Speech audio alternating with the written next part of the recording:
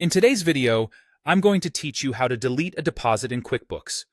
We'll walk through each step together so you'll be able to confidently perform this task on your own by the end of this video.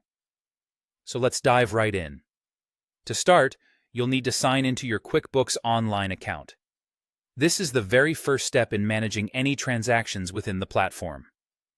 Once you're logged in, let's move on to finding the transaction you want to delete. You'll head over to the main menu and select the option labeled Transactions. Here, you'll find a bird's eye view of all your financial activities.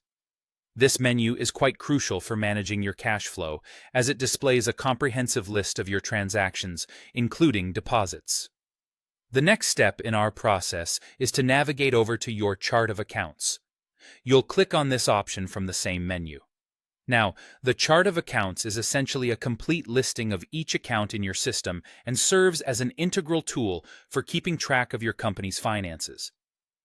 In this list, you'll find various account types, such as assets, liabilities, income, and expenses. However, what we're interested in today is the register associated with the account where the deposit was recorded. Next up, click on Account History once you've opened the chart of accounts. This register will show you all the transactions recorded in that specific account, allowing you to zero in on the deposit you wish to delete. Take your time to scroll through the entries until you locate the transaction you're targeting. Once you find it, go ahead and click on the transaction. This action will pull up all the details associated with this particular deposit. Make sure you're selecting the correct deposit by double-checking the dates and amounts displayed. Once you confirm these details, it's time to proceed with the deletion process. Click on Delete. Do keep in mind that deleting a transaction in QuickBooks Online is a permanent action, so you need to be absolutely sure that this is the right course of action.